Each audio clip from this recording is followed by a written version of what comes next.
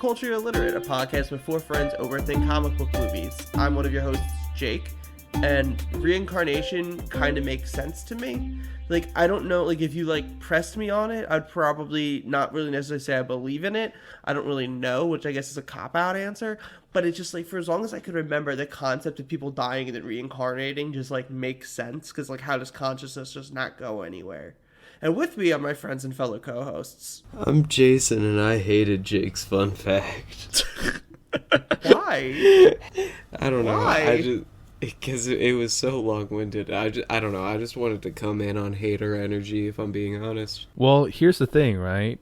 What I do is totally ignore Jake. I don't. So I have no idea what his fun fact is. No, because if I didn't listen to Jake, I wouldn't have as much material to work with. You mean hater material? Well, just become a 2-person pod, baby. Me and Sean. Just material in general.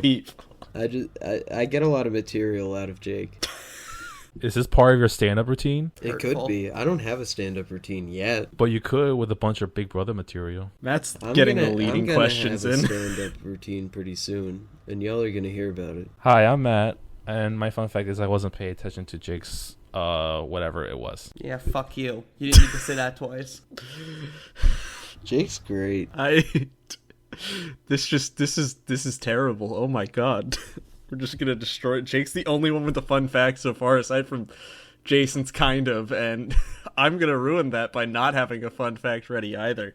So yeah, my name is Sean, and my fun fact is that every time I see an animal, I want to touch its nose. But I feel like that's an innate sense that everyone has or should have. You know there's a terminology for such an occasion, right? It's called booping. Matt, I want to boop you. This is a roller coaster. I want to boop you too. You know who else I boop? I boop my cat a lot, and she does not like it at all. But I keep doing it anyway. Yeah. Because you know what? She annoys the shit out of me every single day. I need one thing to annoy her with, just so I could feel some, I don't know. It's just the relationship is so unbalanced. I need something to tip me in the favor, This is a creature you love. Relationship. You love this animal. Yes. It's better when they hate it because the challenge is there. You're challenging yourself. You might die. They might murder you. You don't know. It's part of the fun. The way I am using that audio clip out of context from Sean. My actual... When I start...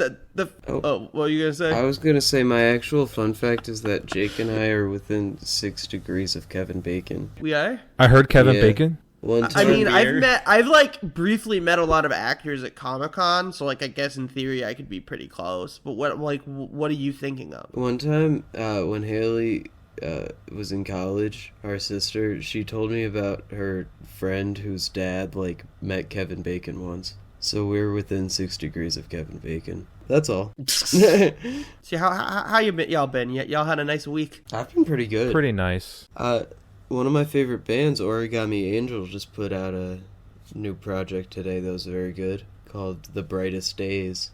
I wreck that, since that's a thing we do, but... That's a thing we do. That was also Nice. a good part of my day today. I listened to it 10 times because it was really, really good. They make the exact type of music I like to hear. Got a little bit more of a not just pulled out of my ass wreck. Saw a movie the other day that, again, by the time this comes out, watch it wherever you can watch it, but I'd recommend any of you to go see it in theaters for the 3 of you here, called Past Lives. That is actually kind of the inspiration for my fun fact. I had a really lame one before, which I guess according to Jason, this one was lame too. But one I found less interesting. But Past Lives is a movie. It's half in Korean, half in English, depending on. It's a Korean immigrant in New York who her family immigrated to Canada, and then she moved to New York. And it's about her childhood best friend and first crush, and there is 3 different kind of time periods in the movie of some scenes of them as kids, some scenes of them 12 years after that, and their reconnection, and then some more stuff another 12 years down the line. And it kind of deals with, both in a metaphorical sense and in a spiritual sense, the concept of past lives and this Korean concept of, I believe it was called Inyun, of like every person you ever interact with, there's like 8,000 past lives that you did meant something with that person. And it's not just like it's used often in a romantic sense, but also just in like if you brush up against like shoulders with someone on the subway and you like make eye contact and for a second, that some point in a past life you had some kind of relationship with that person. But it was the first movie of 2023 that I walked out of the theater and I felt like emotionally fucked up. It was wonderful, beautiful. So Past Lives, if you get the chance to see it, to watch it, please do. I found it very powerful. Yeah, we also saw Spider-Verse with our dad, and that shit was tight.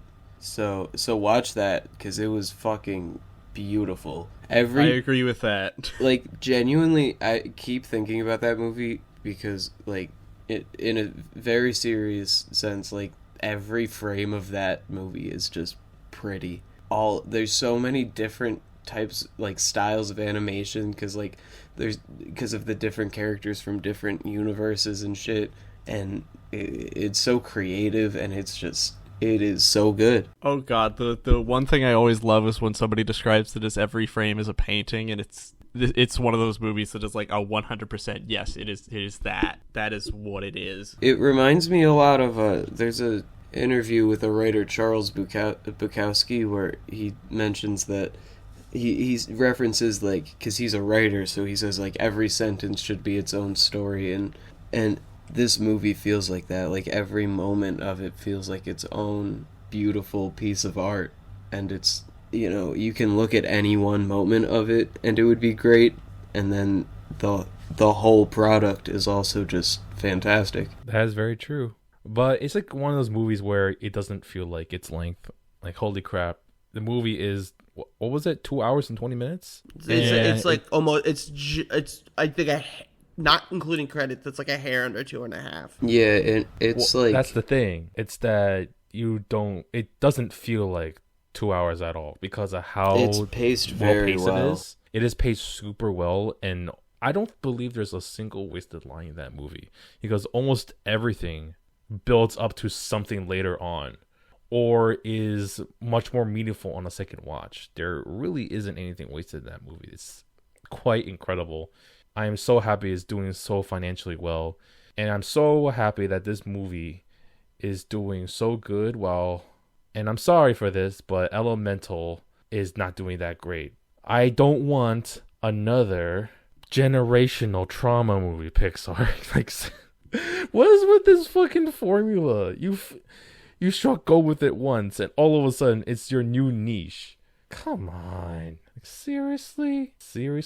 I'm still going to watch Elemental, and I know I'm going to have, like, a decent time, but it's just, I don't know. It's just not going to hold a candle to Spider-Verse. And it's so funny seeing, like, how maybe, like, even, like, a decade ago, Sony Animation was considered the worst major line animation studio out there, known for making such hits as Open Season 1, 2, and 3. And the Emoji Movie. And then they released Spider-Verse after the Emoji Movie.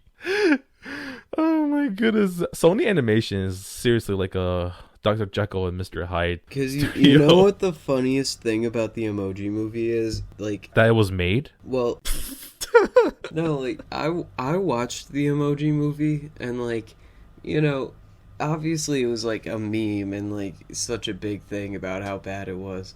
And I watched it with like the mindset of like, it can't actually be that bad. But like, it is though. And it's so funny because it's genuinely that bad. It's absolutely incredible. The only thing that made it so memorable was the amount of memes that came out after the movie's first trailer.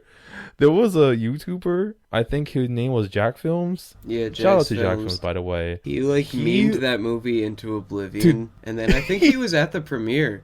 I think they invited him to the premiere. He shitposted so hard that the actual Sony Animations invited him to the premiere. I mean, that just kind of sounds like how they were they got, and I'm pretty sure they thought he unironically enjoyed the movie. That's why it just reminds me of Morbius. How they got like duped into releasing it in theaters a second time because they thought people wanted to see it. Oh, even better than that. Are you guys aware of Tyrese Gibson falling for a meme of Martin Scorsese saying Morbius is the best movie ever? Oh yes, well, Oh, I heard about that. Yeah. Yeah, somebody made like a meme about like, you know, just a Martin Scorsese, like, oh, I was wrong, I saw Morbius, and he like posted about it on Instagram and tagged the director of Morbius and was like, this is so amazing, like, he's like the, you know, the god of cinema, and I was like, oh my god, Tyrese Gibson, buddy, I love you, you're Roman Pierce, but whoa, wow, how did you fall for that? Yikes, that's embarrassing. And then you tagged another person and like drug them into it. I love it. I love it so much. So oh wow. So we watched Constantine for this episode, and I'm a little curious of like were you all aware that this movie existed, and had any of you seen it before? I remember being aware of the character Constantine and watching the show that was on TV that was very good but short-lived with Matt Ryan, not the Falcons quarterback, a different Matt Ryan. And I really liked the character, so I heard that there was like a movie at some point in that point in time, and I was like, oh, that sounds cool, I want to watch that. And then I heard that it was like Keanu Reeves, and I was like, that's kind of strange. And then I heard it wasn't that good, and I was like, well, maybe I don't want to watch it. I think mine was similar to Jason's, where I knew of Constantine and I watched the show first and loved it. Wish it had continued further, but sadly it was short-lived. And then I knew prior to that a Constantine movie existed, but I knew that it was Keanu Reeves and that it had a cult following, but that it was one of like the weirdest adaptions because it just was nothing like the character of Constantine. So I never actually watched it and never wanted to. I'm not the same as Jason and Sean, but the result was the same, where I didn't really grow up with the character. I didn't really know the character that well. I mostly saw him in animated cartoons, such as like DC direct-to-DVD movies, as like a side character, and I liked him in those. And I heard there was a movie about him, but I just wasn't interested in seeing it. I knew absolutely nothing about it except for the fact that Keanu Reeves was in it, and I don't know why I didn't watch it. I love Keanu Reeves, and yet it just never piqued my interest. Probably because the poster was so boring. It just didn't really seem interesting at first glance, so I just kind of ignored it. Yeah, I mean, for myself, Constantine's one of those characters that is like kind of on the cusp of being totally culturally relevant. Like, he's obviously not an A-lister, but I think like the type of people who are like kind of on the outskirts of like quote unquote like nerd culture, comic culture, like those who don't, and I don't mean this in like a shade way, though I would encourage anybody to like go pick up some of comics, or if you can't afford it, obviously just like go to your local library. People don't realize libraries have like great comic book selections, but I think there's a lot of people who are on that like category of I watch a decent amount to most or all, you know, adaptations of like Marvel and DC stuff, and maybe even I watch some like videos about them on YouTube, so I'm like familiar with things from like Wikipedia and YouTube that I haven't actually directly read. I think Constantine's one of those characters that like people know, like those kind of genre of people know of and think are cool. And I do think he's a very interesting character, though he also falls into that like Rick Sanchez, BoJack Horseman, Deadpool category of dudes that are like warnings, and certain people take the wrong message and idolize them. That's for sure. But that said, I mean, I got into Constantine as well through the show with Matt Ryan on NBC, and then his subsequent portrayals on Arrow, Legends of Tomorrow, and in animation as the character. And from there, that was Constantine on NBC was coming out around the time that I was really starting to like collect comics in like 15 years oldish. So that was one of the things like, oh, I want to check out this character, and I actually haven't read any of the original Hellblazer stuff.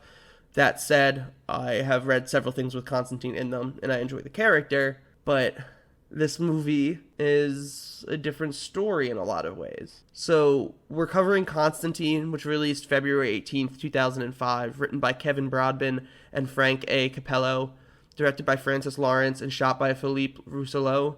It stars Keanu Reeves, as everybody before me mentioned, as the titular John Constantine, Rachel Weisz as Angela and Isabel Dodson, the person currently being sued by the talented FKA Twigs for sexual battery, assault, and infliction of emotional distress as Chaz, Tilda Swinton as Gabriel, Gavin Rosdale as Balthazar, which I think is hilarious and did not realize it was him, Max Baker as Beeman, Philippe Rousselot as Father Hennessy. I did not realize... Did I mix that up, or is... Wait, I have to double check myself. Did I put the wrong name in, or is the cinematographer also an actor in this? Hold on.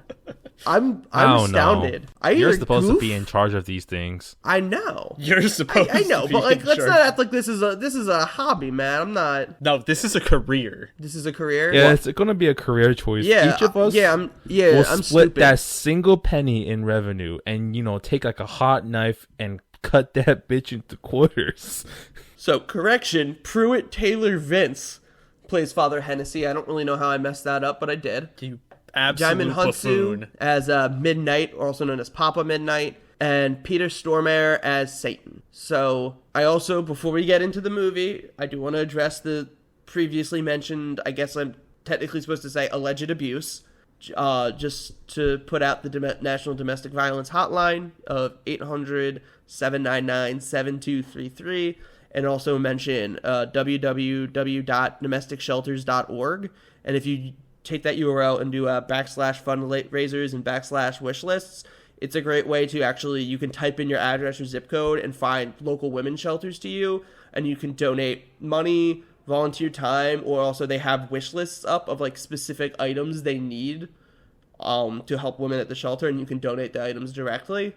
So I just wanted to bring that up, as we usually do whenever we're dealing with an artist in one of these things that is troublesome in some way or another. Yeah. Also, while we're at it, FKA Twigs is very talented, so support her instead of Shithead. She has a song with A$AP Rocky called Fuck Sleep that's very good. Also, her own music is very good, so I think I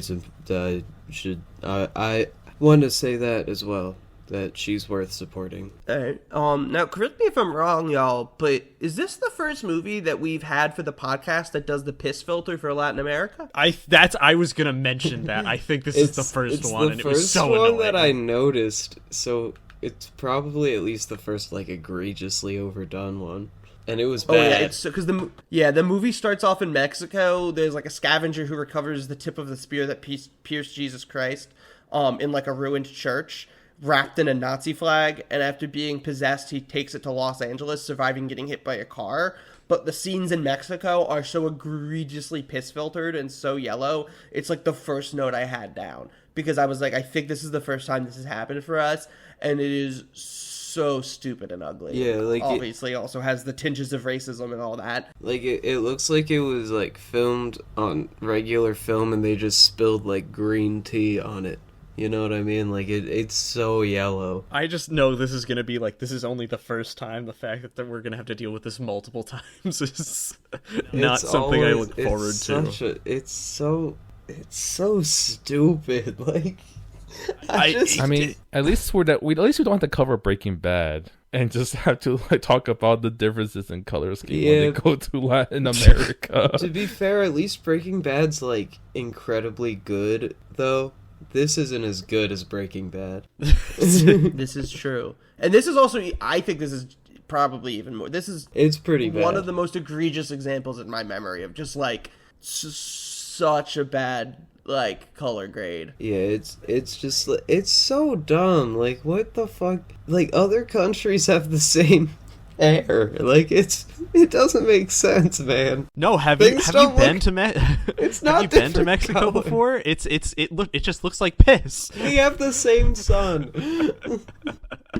Do you know what's the best part? Is that it's this depiction of Latin America still lives on today. Did you guys see that new Disney Channel show about? I heard about this. Yeah, that's like mad stereotypical about that like Latino family of like 25 living in a house together. God, I hate everything. Nothing's worth it anymore. It's Mexican Loud House. It's incredible.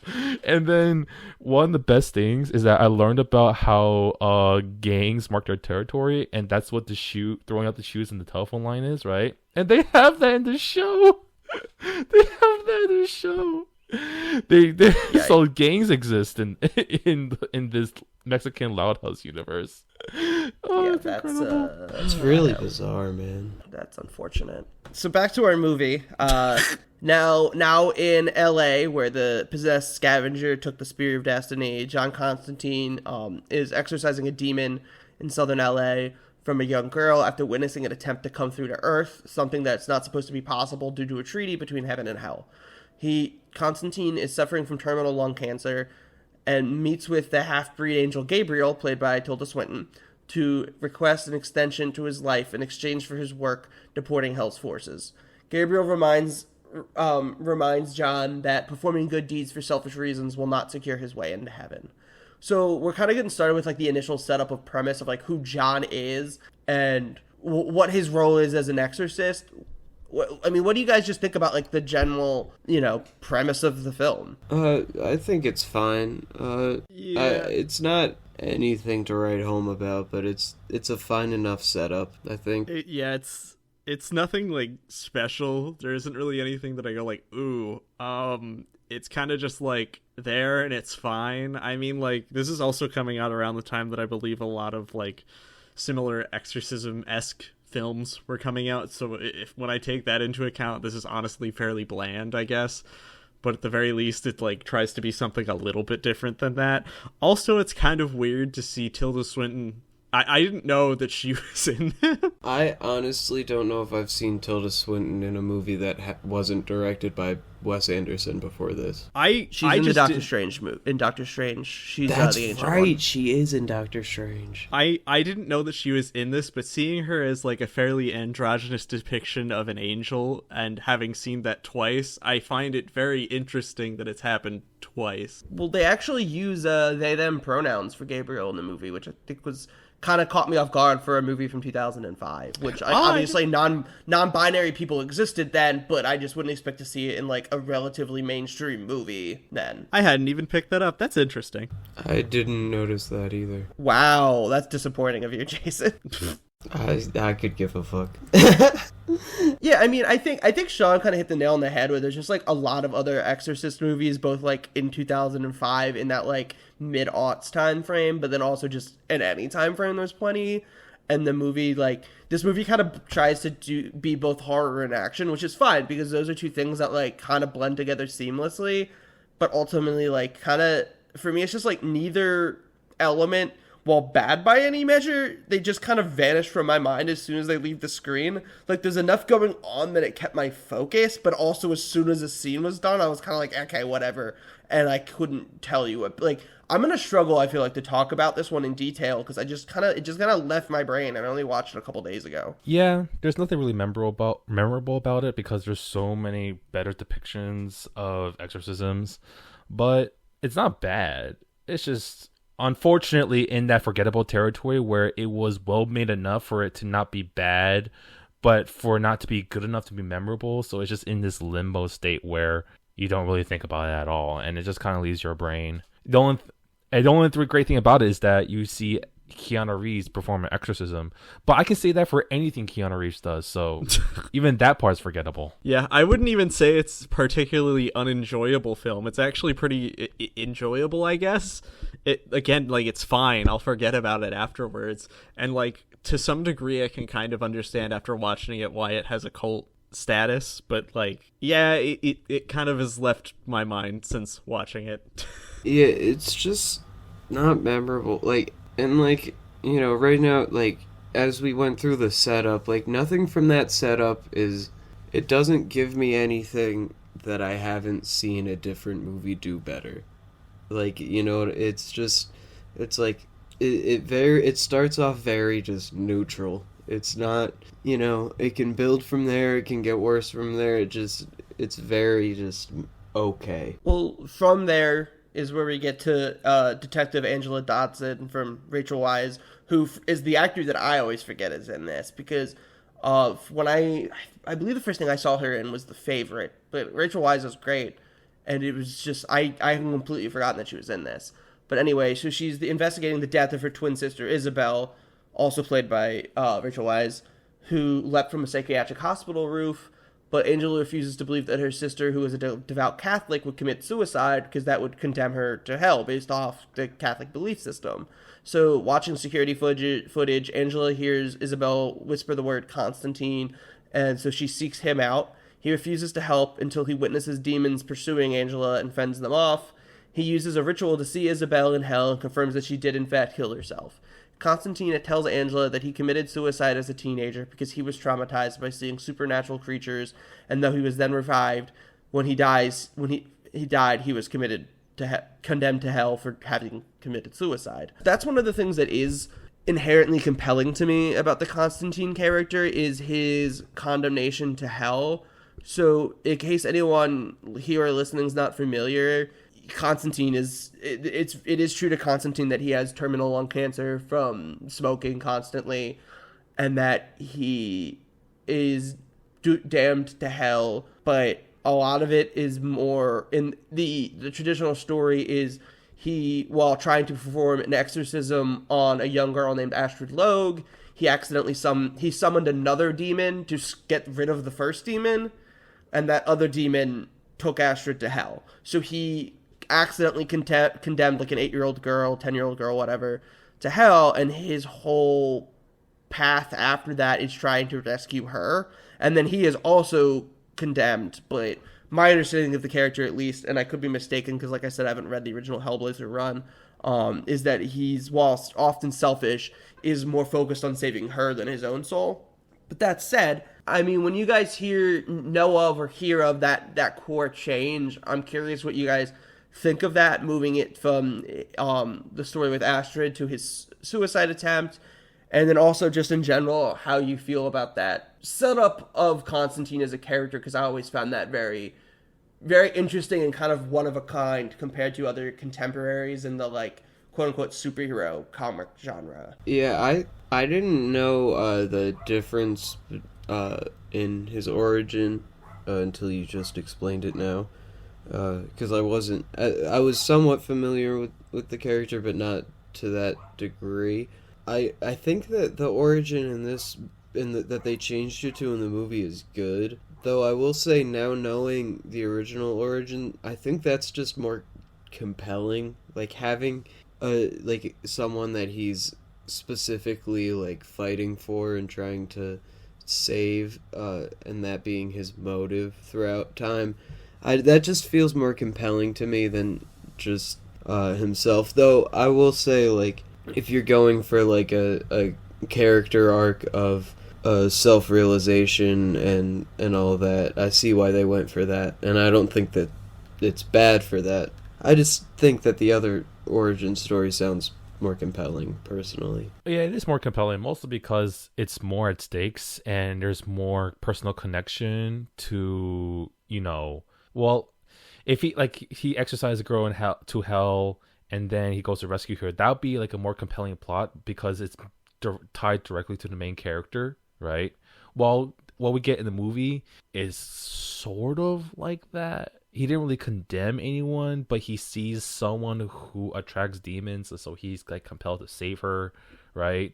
But I don't know. Like, I'm not too familiar to make any kind of commentary on the differences other than what Jake told us. So that's really where I'm going to end it, because I don't know, because I'm just not familiar with the Constantine character at all. From my perspective anyways, I think what they did in the movie is fine, honestly, for what they were going for.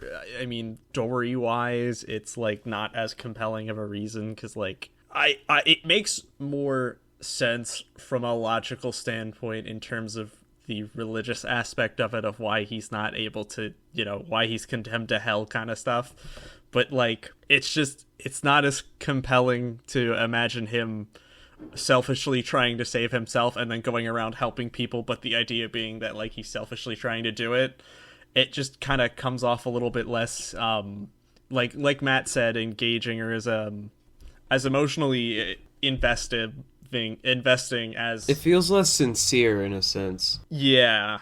Like, I get why they went for it with the movie and they changed it, and it's fine the way they do it there, but I do think one of these is superior to the other, and it's very clear that the idea of him having to save this young girl that he condemned himself to hell by accident is a little bit more of an interesting story than this would be. Well, it's the just confusing that part- it oh. provides a lot more sympathy, and it's just one of those things that I feel like watching it in the movie, it's like a perfectly fine origin and it's compelling in its own way, but then when you hear what they changed it from, it's almost like, oh well, I kind of wish they did that.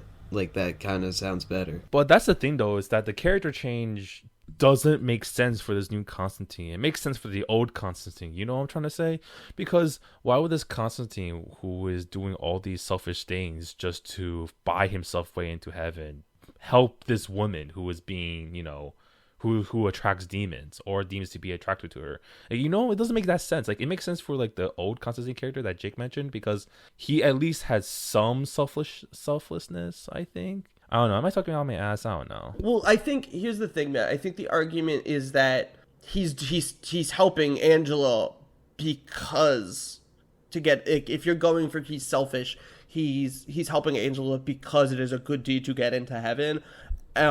That combined with, I think, just a general awareness of, like, I do like the initial, like, I like the lore they give in this movie of, like, the treaties and shit like that. I'm a sucker for just kind of, like, dumb, extravagant lore, and I don't really know that they go far enough with that, in my opinion, but I do like that setup. So I think they may just be also just like well, shit, I'm living on Earth. I don't want demons invading, and turning it to hell.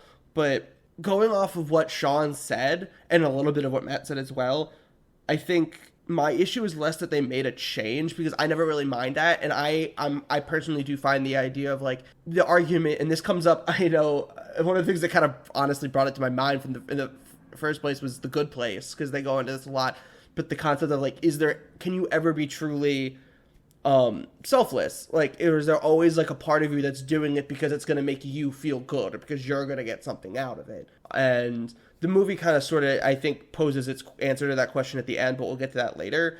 But my bigger beef with, like, the overall execution is, in my mind, Keanu's Constantine never feels selfish. He never gives me the vibe, like, I know, like, they say, like, he is doing these good deeds to try to get his way out of hell and into heaven, but it never, like, necessarily feels like he's not, like, an abrasive dick. That's the bigger change.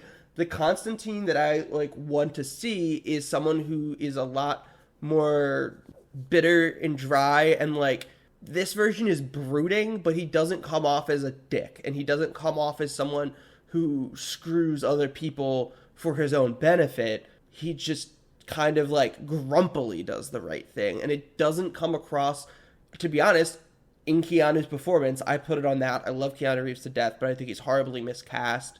Both in character trait sense of, I think it's important that Constantine be from Liverpool and have that culture of Liverpool and that punk scene, and that is completely absent. I also think the blonde hair is kind of vital, and I wish they would have given him the trench coat instead of just, like, a black suit.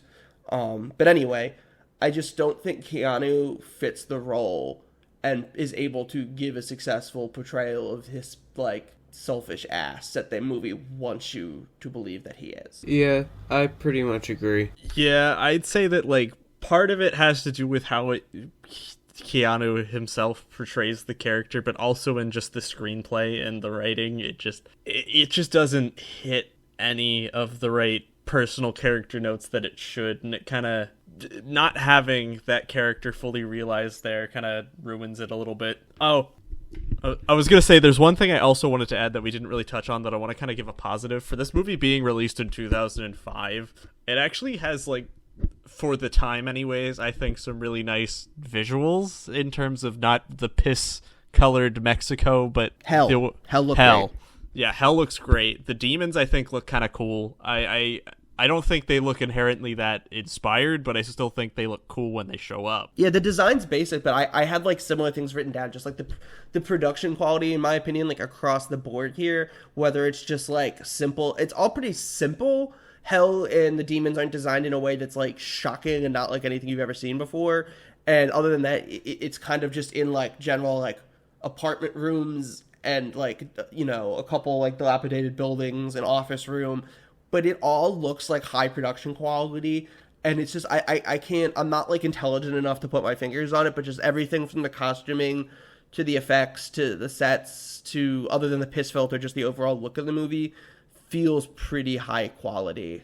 So I like how they visualize stuff, including the occult aspects. Yeah, I agree. I think that even though it's not the most creative or the best visuals, it's far from the worst things going on, you know? It's at least decent to look at. Well, there are some interesting scenes too. Like the first scene where Constantine saves the girl from the demons. That was a pretty cool scene. Like how all the lights started going out, and the only light that was left was the one that was illuminating the, I think it was the Mary statue, if I believe correctly, or is it some statue of Jesus? I have no idea. But that was a pretty cool scene. And then when Constantine illuminates his hand after wrapping it with a cloth, it like burns through all these demons. That was a pretty cool scene. But that's just this movie. It's just cool scenes, but just not enough to be memorable. It's enough to be enjoyable, but not enough to be memorable. Yeah, like I'm looking ahead right now, and I'm gonna go through this like next set of plot, and it's like you said, it's just not that memorable because I'm reading this, and it's like only sort of coming back to me that like, so from here, Constantine sends his friend Father Hennessy to the morgue where Isabel's body is to examine her, and he discovers a symbol on her wrist, but is then killed by the half-breed demon Balthazar, who I'm surprised Jason didn't have more to say about Gavin Rossdale from Bush being in this movie. Yeah, that was really bizarre. Because I was like, oh, does he act too? And I looked and I was like, no, he doesn't. He doesn't. And he was fine in this. Like, I mean, I wasn't blown away by his performance, but I didn't think he was bad by any stretch. I think Keanu is as great as he can be, is horribly miscast in this, and I also think the person we are choosing not to name who plays Chaz is also miscast. I don't really love the whole like mentor-tutor relationship. He was so fucking annoying. I much prefer like Chaz traditionally is like Constantine's age and is Constantine's basically like best friend from before the Astrid stuff. And basically, like, Constantine was always a little prick, but then, like, spiraled into, like, a lot of drug and alcohol abuse and shitty character traits after everything with Astrid. But basically, because of what they went through together, Chaz feels like he has to stick by John. And it actually ends up alienating Chaz from his wife and daughter. And I think that's a lot more. And again, like, I don't mind making the change, but what is here I did not enjoy. Yeah, that sucks because Chaz in this was so fucking annoying. God, he just pissed me off every time he was talking. He was not enjoyable as a character in this. It was just not. I didn't care. I don't know why he had to be there. He's barely even like, he's there for like a good amount in the beginning in like the first act, and then he just like disappears for like a little more than an act's worth of the movie, and then shows up at like the climax. Well, and I thought that's what I wanted to say too. I thought I was going crazy because like I thought like because like they plant the seed of him like kind of talking about wanting to be more of a have more of a role and be a sidekick and whatever, but then they do nothing to develop that, and then he's just there at the end. Yeah, he's just there making bullets to kill demons, giving like an exposition dumb how to kill them. That's what I mean. Like they don't show him like develop any kind of connection with John to build to this point. Like it shows that they know each other and work together, I guess. And then Chaz kind of just fucks off for the rest of the movie, and then comes back and he's like, oh, I'm your partner and I'm going on this mission with you now. So Father Hennessy gets killed by Balthazar in what I think is kind of one of the cooler scenes of the movie when he's like trying to drink everything, but the water won't. He's like cracking bottles open and liquid won't come out of the crack and he just can't drink anything. So he dies. Constantine and Angela discover Hennessy carve the symbol into his hand for them to find. Angela then finds a clue hidden in Isabel's hospital room concerning a chapter of Hell's Bible, where we find out that Hell has like a longer edition of the Bible with extra chapters describing what is to happen after the Hell takes over Earth, after Hell wins the war against Heaven. So before being killed by Balthazar, Constantine's ally, Beeman, tells the pair that the symbol represents the Antichrist, Mammon, Lucifer's son, and the chapter prophesizes him usurping his father and conquering the earth using a powerful psychic and divine assistance. The psychic, Isabel, killed herself to stop Mammon. Angela reveals she possessed powers like Isabel's but repressed them to avoid being deemed insane like her sister. Constantine then helps Angela awaken these powers by inducing a near-death experience, and she uses them to find Balthazar. I do kind of like the detective angle that this movie takes. I think that's like a nice... I like that it takes its time and has this like detective, a little bit of a noir type beat. I think it does have a solid tone and like structure that I want to see a movie like this have. That is very true. I'd never really thought about that, because that's the thing that kind of sticks out about this movie, was that it's not purely an exorcism movie. There is also a lot of investigating. There is a lot of, techniques to find clues that involve exorcism, but still feel like a, detective noir story, which is pretty interesting. And now that you point that out, actually gives perspective as to why I like certain things in this movie, and why, even though it's mostly forgettable, I didn't hate it. It's because it did have a unique twist on things, but again, as we said before, its execution could have been much, much better. But it's a good idea, and hopefully someone makes it really, really good in the future. Who knows? Yeah, it's something that I appreciate that they at a time again when they you have a lot of films coming out that are so similar to this, with exorcism and just everything else under the sun and the occult and all that, whatever. To see this try to do something different at the very least is to some degree refreshing, even if it isn't perfect execution. It still makes it more enjoyable than it could be. Yeah, it's this is the movie that I've taken the least notes on, I think, so far of any episode we've covered yet. And it's not because this is far from the worst movie we've watched, not by a long shot, but it's just kind of, in a lot of ways, there's just the least going on in a way that feels like it should be good. But to me, it comes back to there's not a magnetic performance at the lead, and I think when you have a movie that's titled after a character, it kind of sets the expectation that you're going to be drawn to them, and Constantine's just not really a con man in this. He's not someone you wanted to have a drink with or want to punch out. He doesn't rile emotion out of me, and Reeves is so much of a blank slate, and that works when it's a character like Neo, who is someone that the audience is supposed to project themselves onto. That works to have that blank slate type lead, and Keanu excels at that. But when this character and what they're trying to do with this character is not that, it's so idiosyncratic, I think, in what it wants to be.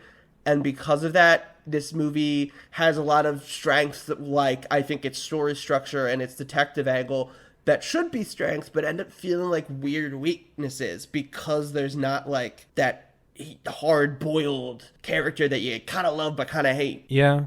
That's just Keanu Reeves as general. He's just too nice of a guy and too likable of a person. I can't really think of a role that he played that made him unlikable. Well, Jake, I'm glad you brought up him playing Neo, because another thing about this movie I feel is, and I mentioned it earlier with the introduction, but everything about it is it's not that bad, but it's just that you've seen it better somewhere else.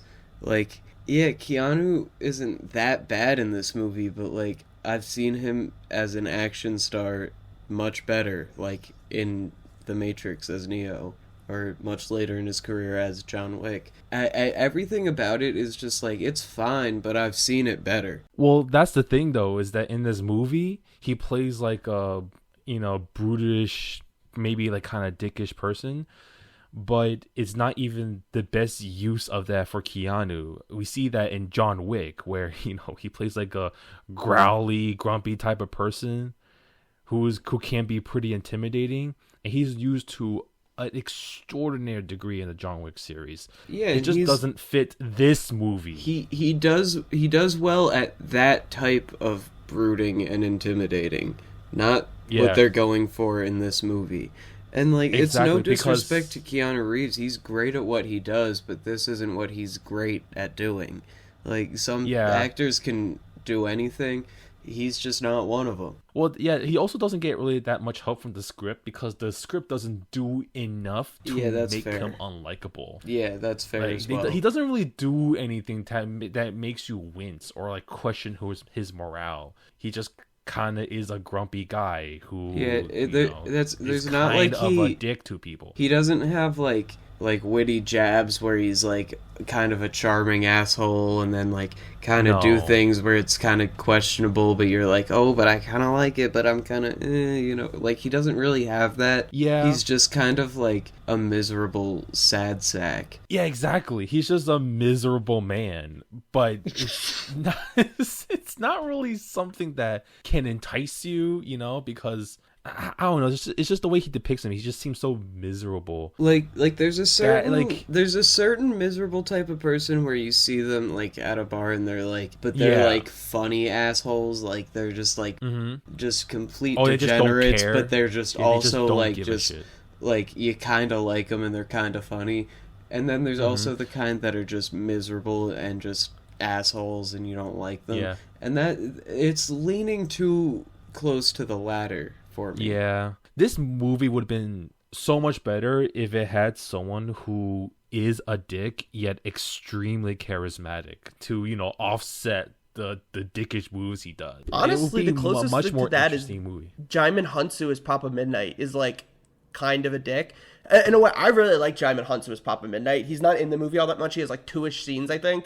But because of how like kind of bland John is, I don't think they play off each other well. And Midnight's only in the movie in like 2 scenes, and when he's in it, he's like having sort of exposition-y scenes with John Constantine, and it kind of just counteracts the good he's doing. And just, John's not great characterized. It's not great characterization for Constantine. Yeah. Our miserable boy goes and interrogates Balthazar, and learns that the blood of Christ on the tip of the spear is Mammon's divine assistance, and that Angela has been chosen as the new host. An unseen entity destroys Balthazar and abducts Angela, who becomes possessed by Mammon. With the help of witch doctor Papa Midnight, Constantine induces visions to locate Angela at the psychiatric hospital. Alongside his driver and apprentice Chaz Kramer, Constantine arms himself and assaults the building, battling through the hordes of demons to Angela. Constantine and Chaz seemingly exorcise Mammon from her, but Chaz is killed by the same unseen force that killed Balthazar, revealed to be Gabriel. Resentful of God's favoritism for humanity and forgiveness for even their most wicked sins, Gabriel intends to unleash hell on earth so that those who will survive will truly become worthy of his love. Gabriel tosses Constantine away and prepares to pierce Angela with the spear tip to unleash Mammon. So this is a movie that has like its fair share of like twists and reveals, and there's not necessarily like one huge one or like a big shocking moment where they like set the camera on like someone's face and there's a huge reveal, but you definitely get like the revelation of Isabel did kill herself and Angela had powers too, and then ultimately the big Gabriel's the villain here. How do you all think, any of that works, but on my mind is that I am quite pleased with Gabriel as a villain. I really like Tilda Swinton in that role, and I think Gabriel, their motivations make sense, are believable, and while the character I kind of wish was in it more if they were going to be the big bad, I think it's a reveal that like makes sense and is in theme with everything the movie's doing. Yeah, I agree. I just, like you said, wish the character had been on screen more. Same thing with like the Chaz character, even though I actually liked Gabriel as a character and I did not like the Chaz character, but the same idea that like, they just kind of fucked off for a while and weren't in the movie, then we're back in it as the villain, and I wish they had developed that more on screen. But aside from that, I pretty much agree. I think it's a good twist, a good villain. It's it's fine. It's just it would have been good if they had like developed it more, but they just kind of chose to not do that for some reason, which was an interesting strategy. I want to add to that too that I'm like in full agreement with Jason. The one word that I can only describe this movie with is it's fine. It's fine. Everything's fine. It's just okay. Like there's nothing that stands out. And like the one thing that I will say is that like I do love Tilda Swinton as Gabriel, and I think that having Gabriel as the end villain was kind of a good idea. But like Jason said, they don't develop any of these twists that much. Yeah, that's like, some of them could be really good, but they aren't developed. like that's what I mean. Everything good about this movie like has like but it was actually only okay because of this. Like the reveal of the villain, like the motive was good. It was all good, but they didn't develop it, so it wasn't that impactful. Honestly, and honestly, if to summarize it, like if you just like searched for like world's okay-est movie, like this is it. Like this is what you're gonna get. This is the search result that comes up on Google. It's this honestly, movie. What you guys are saying about the villain reveal twist is making me think of the Constantine TV show, because spoilers if you've never watched it, I highly recommend it. It's only 13 episodes. The reveal at the end of the first season, which unfortunately then it got canceled and kind of ends on a bit of a cliffhanger, is that the character Manny, who's an angel that's been helping out John and John's friends throughout the show, is actually behind everything and behind these demon appearances that are happening. And it's done in a way that like it actually does make sense. I mean, I guess I'm giving him some benefit of the doubt because maybe season 2 would have made it not make sense. But I think like on its face, Manny being the villain as a reveal made sense and fit everything. But because Manny was like a character you'd grown attached to throughout, it was a big shock. Versus Gabriel, I feel like you kind of almost see coming, because it's like Gabriel was kind of gave off sus vibes in the first place to me. So like it never really stunned me that they were trying to raise hell on earth, I guess. Yeah, and it's like, and Gabriel wasn't in it enough for the sus vibes to be like are they bad, are they not? Because it's just kind of like that one scene, and then they don't. Like I said, bold strategy, just not developing your villain on screen. You know what I could have seen less in this movie? Development for John Constantine, because they do like have a sizable amount of build up toward his backstory, even though it's not really needed, because it just kind of serves to be like an origin thing, and that's really it. It doesn't really add much to his character, at least in my opinion, because he doesn't really change after like the way you see him doesn't really change after you see him, right? It's just kind of used as an exposition dump for the girl character, which I can't remember her name. I also I'm with Matt fully, because first of all, her name's Angela. But I actually think what would have been perfect was if you could have, rather than having one long exposition scene where he reveals his suicide attempt in his childhood, you could have just kind of like had little anecdotal comments throughout that would have made John feel like he had much more personality by spreading it out, as well as built this suspense of like, why is he the way he is? And that would have then opened up for throwing in another character, and Gabriel could have been spending that time with Angela and John instead of just being out of the movie, and it's just a simple explanation of Gabriel was keeping an eye on their plans. Yeah, it's I don't know, it's just you know, that's all I got. I mean, I'll wrap up the plot, which like I'll say this before I even get to the last paragraph. The climax of the movie is probably my favorite part. So with Angela about to be killed by Gabriel and to release Mammon, a desperate John Constantine commits suicide by slitting his wrists, knowing that Satan will come to personally collect his soul. So time pauses for this, and Constantine then convinces Satan to intervene, and to stop Mammon.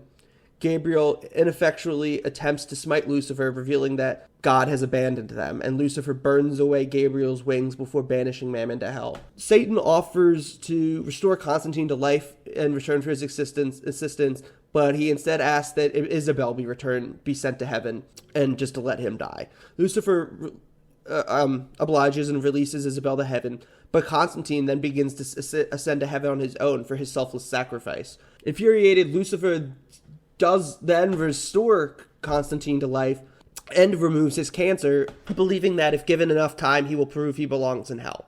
Constantine punches the now mortal Gabriel before leaving and entrusting Angela with securing the spear tip.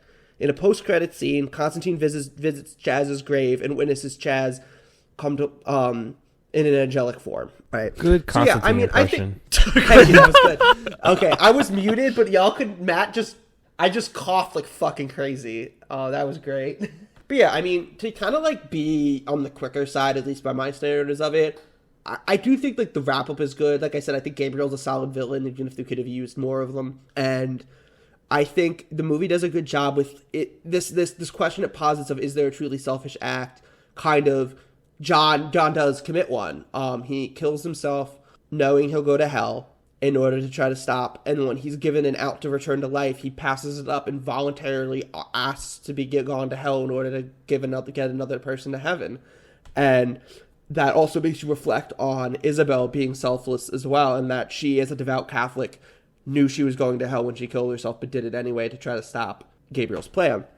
And I think it is a fitting move for all the characters involved. It also brings us, what's his name? Peter Stormare's Satan, who I think is just also brilliant casting and would want to, and was so, like, stole the scene that he was in. I actually have written down, I tweeted a screenshot of this out because I thought it was funny. But I have 2 notes back to back of, whoops, cigarette smoking looks cool and sexy, but don't you do it, anyone. And Peter Stormare, Satan sexy? Because there's just the imagery of like John's like kind of sitting up against the door with his slit wrists and like still trying to like smoke one last cigarette before he dies. And then just there's something about the way Peter Stormare carries himself as like the devil. It's really enjoyable. It's the best part of the movie for me. And yeah, so I mean, I do for all like I have to say about this movie, I like the wrap up. Oh yeah, I'm definitely for the wrap up being the strongest part, especially like Lucifer is great to see. I really liked what was his name again? Why am I forgetting his name? I'm blanking, but like his performance actually like drew me in a little bit, especially to the way he portrayed Lucifer, so I really liked that. And then again, Tilda Swinton as Gabriel was fantastic, and I love John punching them out at the end. I think that was a nice thing to end on. So I really don't think there's anything that I could say that like doesn't work about the ending, I guess. Which, you know, good. It gets that. That's just the thing about this movie. The only words to explain it is it's decent, it's good, but it could have been better, it's passable. Oh, it was okay. It's just all the words for mid is this movie. Like, there's not really other classification for it. It's actually fascinating how middle of the road this movie is. It's genuinely incredible. I can't like think of another movie in which there was nothing like offensive about it and yet like it's not boring. I can't think of anything. I can't think of any movie like this. It's such a surreal experience. I'm telling you, it's the world's okay-est movie. But you know what? I will say one thing that pissed me off about the ending is that fucking bum-ass Chaz got to come back as an angel. God, I was so happy when he died. I do like the setup, though, of the revelation that God has abandoned humanity. Because that, to me, that's like... I know actually for a while there was talk that this was going to get a sequel, like almost like a legacy sequel before Gunn took over DC. But that's like interesting setup. But yeah, I mean, for me, least favorite recommend, favorite thing's the ending. I think that's the only time it ever really nails anything. And even then, it's still just kind of weighted down by what is... It pains me to say my least favorite thing is Keanu Reeves. It's just, it sucks to say it. It feels kind of sucky because I love the guy and as an actor, but he's the worst part of this and weighs down even the best part of the climax. And I don't recommend it. It's not bad per se. Like, I could not look you in the eyes and tell you this was a bad movie. But also, like, there's, like, a virtually endless count of other movies I could recommend you that would scratch the same itch that this is going for. So I don't know why I would ever justify being like, yes, watch this movie. It doesn't do anything that you can't get elsewhere in any regard. Yeah, I think the best part... I think the highlight to me was Tilda Swinton's performance. Like, that just feels like the only, like, central role that was, like, really cast perfectly and had a, like... compelling performance. Not to say that the other actors were bad per se, just that character in that role was the most I think remarkable thing. The worst thing was just, I fucking was so irritated by Chaz, and I'm so glad that he wasn't on the screen more. I wish he was a better character and they had developed the relationship with John so that it would have made sense when he was in there at the end. But also, I'm so fucking glad he wasn't in it much because he was so annoying. He just pissed me off whenever he was on screen. And not just because, like, the moron that fucking played him is a dickhead. Like that is true too, don't get me wrong. That's also, I'm doubling down on that. That is also an accurate assessment, but he just the character annoyed the fuck out of me the whole time he was on screen. So do I recommend this movie? No, but I wouldn't tell you to not watch it if you asked me. I mean, I'd be like, there's worse ways to spend 2 hours of your life. There's also much better. I would tell you that. I'd say there's better movies, but I wouldn't tell you not to watch it. All right. Well, I guess it's my turn. Well, I guess I'll recommend it because watching this movie is definitely better than being bored. So it's something, right? As I said before, it's not offensive. There are some decent ideas in it. Execution is solid throughout the entire movie. So, you'll enjoy yourself. Except for the character that Jason mentioned. He's kind of pointless. And the movie would honestly not lose anything if he were to never exist. Or die early on, either way. But, yeah, this movie is solid. It's kind of a shame that Constantine 2 is not going to be a thing. But, you know what? Whatever.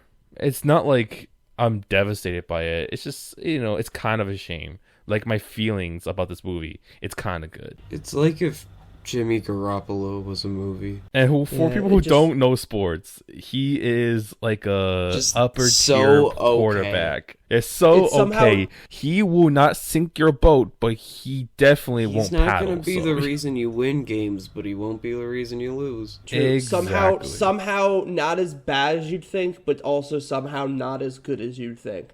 And it's the time that you're kind of sad because in a weird way you feel yourself rooting for this one, but really can't bring yourself all the way there. I can see why it has a cult following because it does have some good ideas and it does execute some of those ideas well.